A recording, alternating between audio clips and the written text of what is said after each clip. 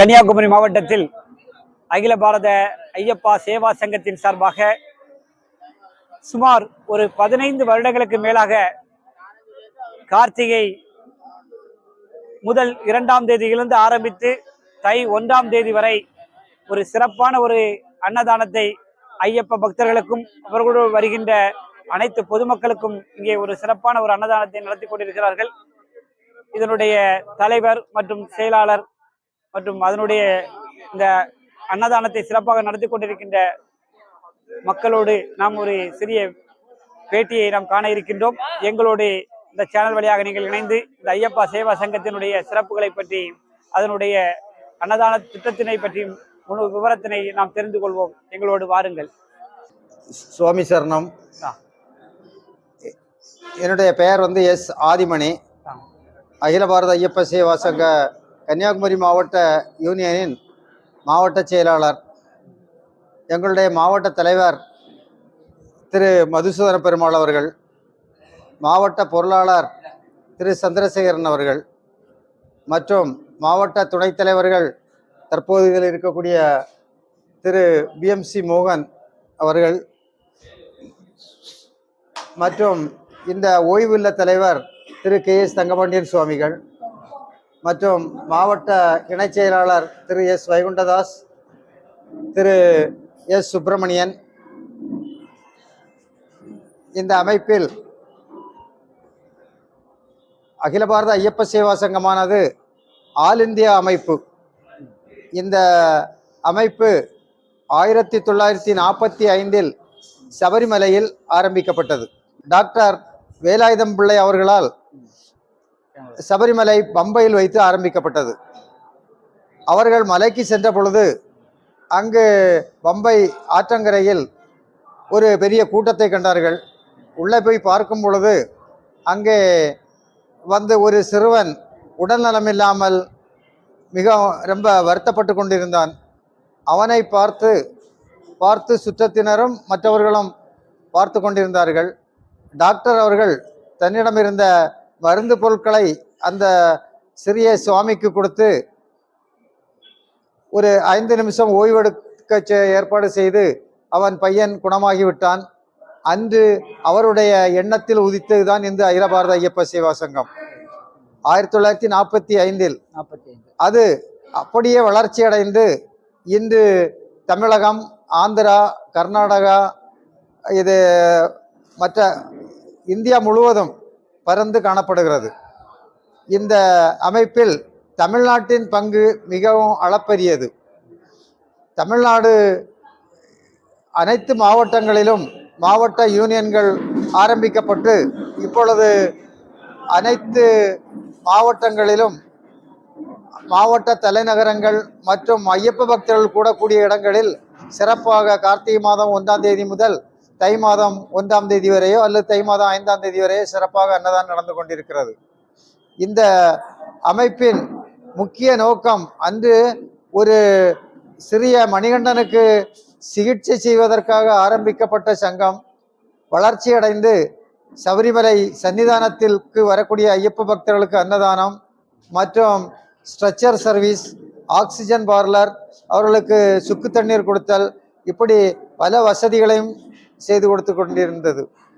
அதில் முக்கியமாக என்னவென்றால் ஸ்ட்ரெச்சர் சர்வீஸ் மூலம் ஆண்டுதோறும் பல நூற்றுக்கணக்கான ஐயப்ப பக்தர்கள் உயிரை காப்பாற்றக்கூடிய ஒரு மிகப்பெரிய அரிய பணி. அந்த பணி சீரும் சிறப்புமாக இன்றும் நடந்து கொண்டிருக்கிறது.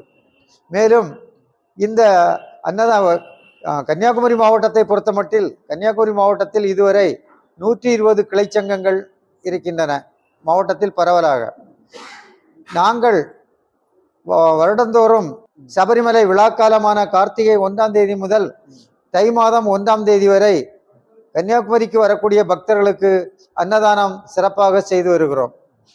முதலில் சுமார் ஒரு 15 வருடங்களுக்கு முன்னால் நாங்கள் கொட்டாரத்தின் அருகில் உள்ள வெட்டிமுறிச்சான் இசக்கியம்மன் கோயில் வளாகத்தில் வைத்து அங்கு சாதாரணமாக ஐயப்ப பக்தர்கள் அங்கு ஓய்வெடுத்து செல்லக்கூடிய இடம், அங்கு வைத்து அன்னதானத்தை ஆரம்பித்தோம். சுமார் அங்கு ஒரு 8 வருடங்கள் அங்கு அன்னதானம் சிறப்பாக நடந்து கொண்டிருந்தது. அதன் பிறகு சொந்தமாக இந்த இடத்தை ஐயப்ப சேவா சங்கம் பெயரில் விலைக்கு வாங்கி தற்பொழுது ஒரு 7 வருடங்களாக இங்கு அன்னதானம் நடத்தி வருகிறோம்.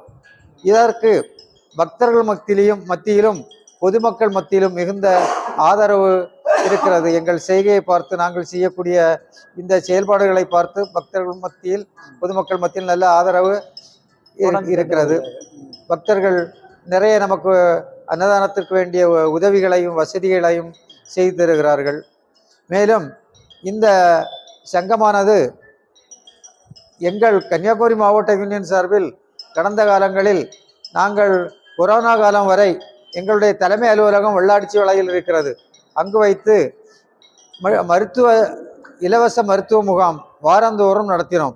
அங்கு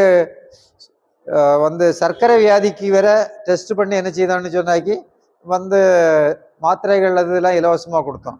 இப்படி நடத்தினோம். இப்போ கொரோனாவுக்கு பிறகு என்ன ஆரம்பிக்கல, அதையும் இந்த வருடத்திலிருந்து ஆரம்பிக்கலான்னு இருக்கோம். எங்களுக்கு தலைமை அலுவலகம் வெள்ளாடிச்சி வளையில் இருக்கு. இது ஐயப்ப பக்தர்கள் ஓய்வு இல்லம். இங்கு தினமும் ஐயப்ப பக்தர்கள் ஓய்வெடுத்து இரவு தங்கி ஓய்வெடுத்து சிற்றுண்டி உண்டும் இரவு உணவு உண்டும் செல்கிறார்கள். இன்று கூட ஈரோட்டில் இருந்து ஒரு 100 பக்தர்கள் வருவதாக ஃபோன் வந்திருக்கிறது. அவர்களுக்கு நாங்கள் நைட்டு உணவெல்லாம் சமைச்சு அப்படியே கொடுத்து இது பண்ணோம். இப்படி சிறப்பாக. அது மட்டுமல்ல, கன்னியாகுமரி மாவட்டத்திலிருந்து சபரிமலைக்கு சேவைக்கு பக்தர்களையும் தொண்டர்களையும் சேவைக்கு தொண்டர்களை அனுப்பி வருகிறோம். நம்ம சேவா சங்க உறுப்பினர்கள் மட்டுமின்றி கல்லூரி பாலிடெக்னிக்கல் இதில் உள்ள மாணவர்களையும் சபரிமலைக்கு உறுப்பினர்களை சபரிமலை சேவைக்கு அனுப்பி வருகிறோம். கன்னியாகுமரி மாவட்ட யூனியன் 1981 ஆரம்பிக்கப்பட்டது. அகில பாரத ஐயப்ப சேவா சங்கம் என்பது பக்தர்களுக்கு வசதி செய்து கொடுக்க ஆரம்பிக்கப்பட்டது. அப்போ பக்தர்கள் கூடக்கூடிய இடங்கள் உணவுக்கு ரொம்ப கஷ்டப்படுவாங்க. ஹோட்டல்ல எல்லாம் அவங்க சமயத்துக்கு சாப்பாடு இருக்காது. இருந்தாலும் அவங்க விரும்பக்கூடிய அளவுக்கு ஆரோக்கியமான சாப்பாடு, சுத்தமானதும் ஆரோக்கியமானதாகவும் இருக்காது. அதன் அடிப்படையில் தான் கன்னியாகுமரி மாவட்டத்தில் நாங்கள் இந்த அன்னதானத்தை ஆரம்பித்தோம். மற்ற மாவட்டங்களில் இப்போ திருச்சியை பார்த்தீங்கன்னா, திருச்சியில எல்லாம் ஒரு 2 இடத்துல நடக்கு. மதுரையில 3 இடத்துல நடக்கு, பக்தர்கள் கூடக்கூடிய இடங்கள்ல. இப்படி எல்லா இடங்கள்லையும் அன்னதானம் நடத்தி வருகிறோம். அது மட்டுமல்ல, இங்க கன்னியாகுமரி மாவட்டத்தை பொறுத்த மட்டும் நாங்கள் ஆண்டுதோறும் ஏழைகளுக்கு திருமண உதவிகள், ஏழை மாணவர்களுக்கு கல்வி உதவித்தொகை, ஆதரவற்றவர்களுக்கு உதவிகள், அதுபோக இரத்த தானம், தேவைப்படுவோருக்கு இரத்த தானம் போன்றவைகளை எங்கள் சங்கம் மூலம் என்ன செய்கிறோம், ஆண்டுதோறும் செய்து வருகிறோம். சபரிமலையில அன்னதானம் நீங்க பாத்தீங்கன்னா, பெரிய வழியில போகக்கூடிய வழியில கரிமலையில எல்லாம் போனா குடிக்க தண்ணி கிடையாது.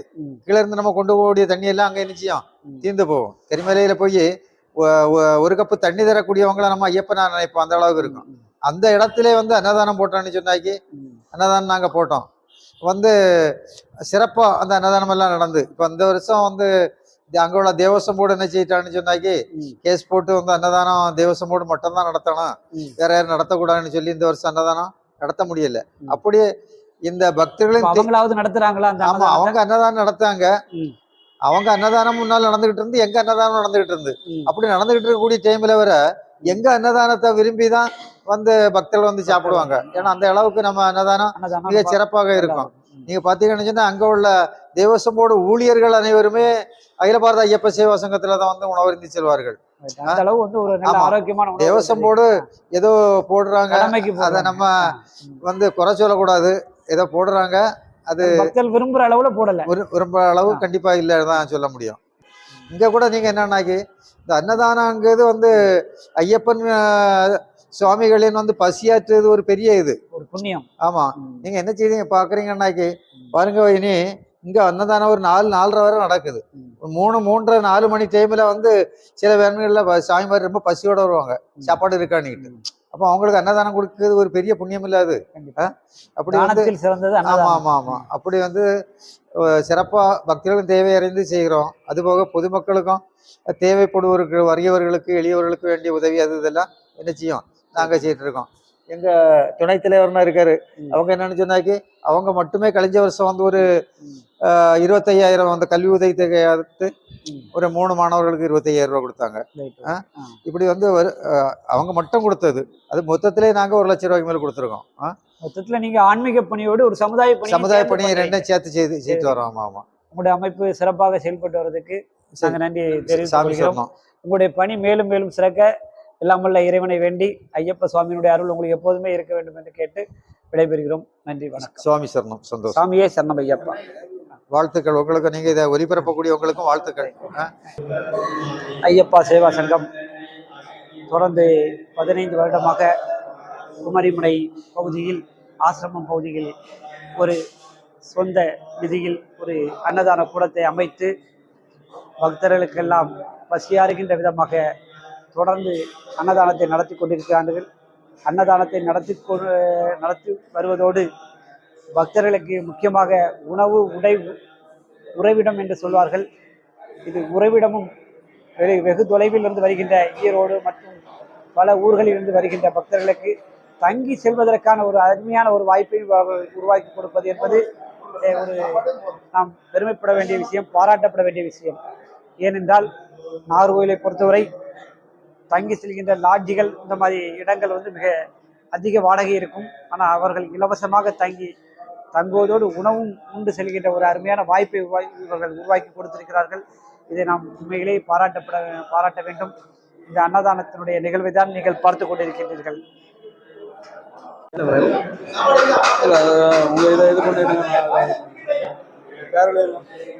நம்ம வந்து இப்போ இவ்வளோ நேரம் வந்து அவங்களுடைய ஐயப்பா சேவா சங்கத்தினுடைய குமரி மாவட்ட பொறுப்பாளர்கள்ட்ட நம்ம அவங்களுடைய அமைப்பை பற்றி தெளிவாக நம்ம கேட்டறிந்து கொண்டோம். இந்த அமைப்பு அவங்க நடக்கிற இந்த அன்னதானத்திலே நம்ம வந்து நாங்கள் கலந்துக்கிட்டோம். சாப்பாடை பொறுத்த வரைக்கும் அருமையான ஒரு சாப்பாடு.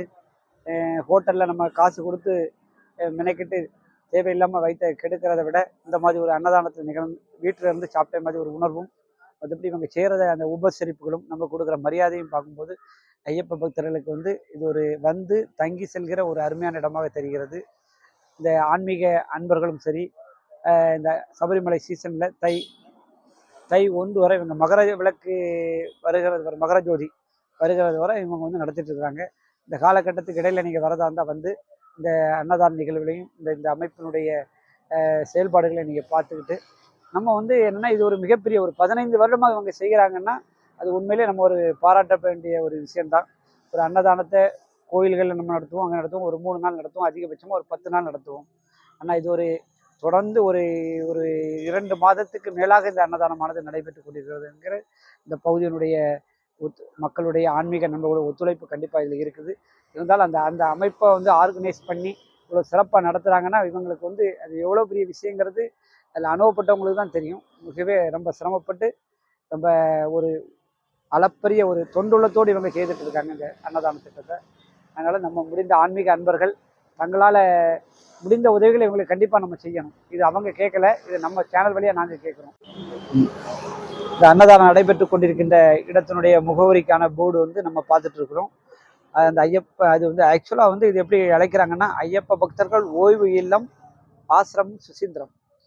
இவங்க வந்து வெளியூர்லேருந்து வரக்கூடியவங்களும் அங்கே நைட்டு அன்டைமில் வரதா இருந்தால் எங்களை தங்கி இரவு சாப்பிட்டு முடிச்சுக்கிட்டு மதியம் சாப்பாடு முடிச்சுக்கிட்டு போகக்கூடிய அளவில் ஒரு அருமையான ஒரு இடம். அதனோட தொடர்பு எண்கள் வந்து இங்கே இருக்குது, நம்ம பார்க்கலாம். கான்டாக்ட் நம்பர்னு போட்டிருக்காங்க 9442164154. இன்னொரு நம்பர் வந்து 9443172502. இன்னொரு நம்பர் வந்து 9442186293. அது போக இன்னொரு நம்பரும் கொடுத்துருக்குறாங்க 9486797091. இந்த நம்பரில் வந்து நீங்கள் தொடர்பு கொண்டு அவங்கள நீங்கள் இங்கே தங்குறதுக்கான வாய்ப்புகள் வசதிகளை அவங்கள்ட்ட கேட்டு பெற்றுக்கொள்ளலாம். அது போக நம்ம வந்து ஏதேனும் உதவிகள் ஏதேனும் செய்யணும்னாலும் அவங்கள காண்டாக்ட் பண்ணி இது ஒரு ரெஜிஸ்ட்ரேஷன் அமைப்பு லீகலாக நடந்துட்டு இருக்குது. அதனால் நம்ம வந்து இவங்களை நம்பி எது வேணாலும் செய்யலாம். இது அவங்க கேட்கல, நம்ம மனம் வந்து நம்ம வந்து அவங்களோட ஆக்டிவிட்டியை பார்த்து அவங்களோட செயல்பாடை பார்த்து நம்மளாட்டு முடிந்தவரை ஆன்மீக அன்பர்களோட உதவிகளை பெற்றுக் கொடுக்கணுங்கிற ஒரு நல்ல எண்ணத்தோடு நம்ம அந்த சேனல் வழியாக அதை தெரியப்படுத்துகிறோம். நன்றி, வணக்கம். சாமியே சரணம் ஐயப்பா.